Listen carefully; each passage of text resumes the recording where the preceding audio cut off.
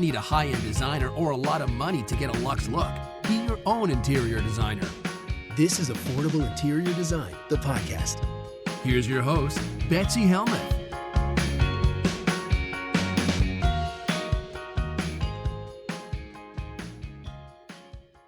Let me get to my next question. Next question comes all the way from California, and it's from Donna. Donna writes, "Hi there. I discovered your show recently, and I am so excited to apply your tips to our home. We bought a house, and we're going to move into it when my husband is no longer in the military. I'm already starting to dream about making it a fit for our personalities, but I am not very design savvy. This is a first for us as we've always rented and we move every few years. I would like to keep with the craftsman style of the house, but I feel that the previous owners made the house a blank canvas for selling purposes.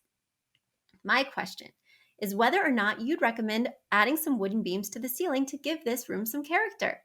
I'm hoping to have a large modular sofa, some plants. The furniture was the sellers. I also have a dining room past the wall that's going to be converted to a playroom for our kids since we have another dining space.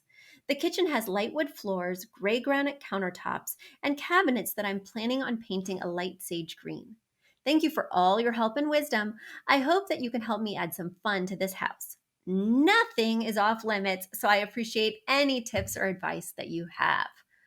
Wow, Donna, nothing's off limits? That is very exciting. But I do want you to put some limitations on yourself because you can do too much to a space. You can impose things on a space that feel really interesting, lively, and fun, but turn out to not be a fit for the architecture or the vibe of the home. In this case, I have one picture to go on. And it looks like these ceilings are just standard height ceilings at 8, maybe 8.5 feet. They don't seem overly tall based on the pictures that I have in front of me. My concern by adding beams is that it's going to make the ceilings feel even lower because the beam is going to have a depth of at least 6 inches. And so it's going to essentially bring the ceiling down 6 inches. I would not add beams to a space unless you had taller than 9-foot ceilings. I would not add beams to a space unless it really went with the architecture. Now, you're telling me that this space is a craftsman, but based on the one picture I have, I see no evidence of this. Now, I'm not saying that you're not telling me the truth, Donna. I'm just saying that architecturally, nothing in this living room is telling me this is a craftsman. We don't have any chunky wooden moldings. We have a really contemporary fireplace surround. Everything seems very contemporary and doesn't seem to harken back to any particular era besides what's happening right now. I think there's lots of other ways to give this space visual interest. And I don't think that you have to do it architecturally in this case because you're going to have to make a lot of changes to make this room in particular look like a craftsman style home.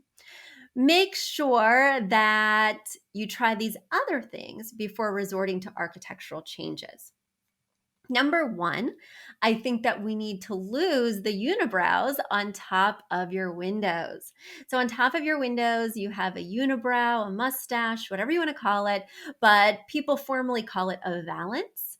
And the valance is not only a very 80s-tastic look, also it's blocking a lot of the natural light and you're losing an opportunity for drapery. Now, you just heard me tell Gani that I didn't want her to do drapery, but in your case, there's no reason not to.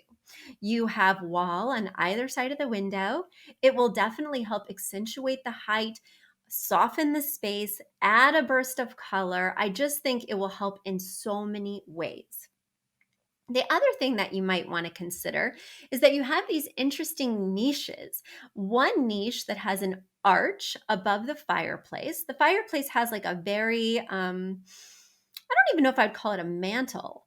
It's almost like a built-in shelf that only extends about 2 inches past this niche.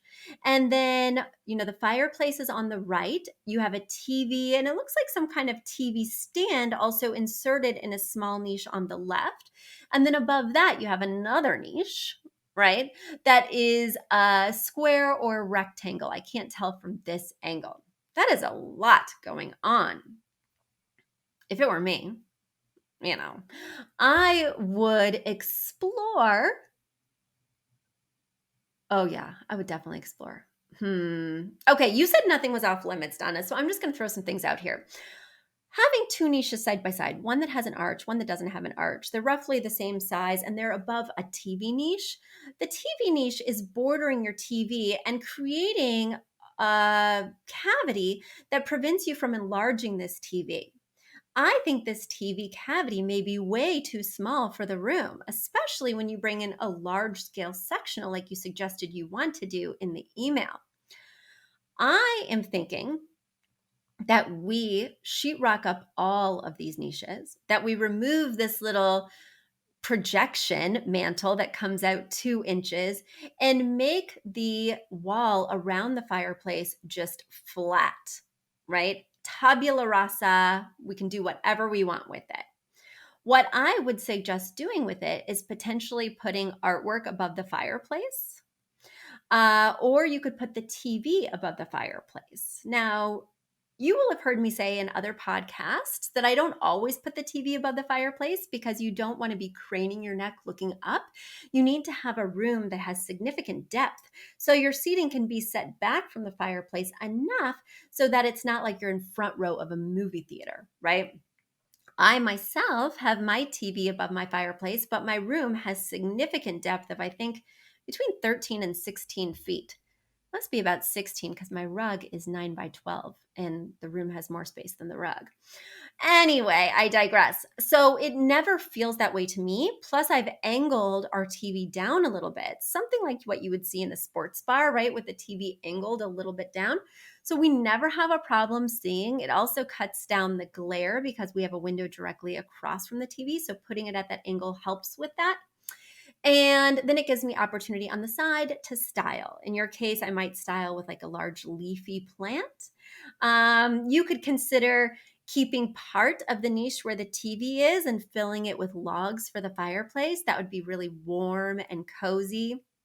But I think you have so much going on that focal wall that it's really detracting from any one thing, be it the fireplace, be it the TV, being a piece of artwork, really singing, right? It's like you have 4 focal points on one wall with all these niches. The other thing that I think would really help is some artwork because you have wall-to-wall carpeting. And because you have wall-to-wall carpeting that looks fairly plush, I would not layer another area rug on top of it. Therefore, we're going to need to bring in color since the room has neutral walls with the fabric from the drapery, with some throw pillows or a throw blanket on that wonderful sectional, and also with some art above the sectional or a wonderful mirror, right? But the mirror, of course, is not going to bring in any color. It's just going to fill the wall unless you have an unusual or kind of interesting frame on the mirror. There's a lot to take in here, but a lot of opportunity. But what I'm trying to get at is the very last thing I would do is change the space architecturally before I change the space cosmetically. Cosmetically is going to be so much easier to do, and it may achieve that same effect of personalizing, warming, de-sterilizing the space on a much smaller budget. A big thank you to Aton and the Embassy who wrote our theme song. A shout out to Catherine Heller who owns the podcast shop and is our editor extraordinaire.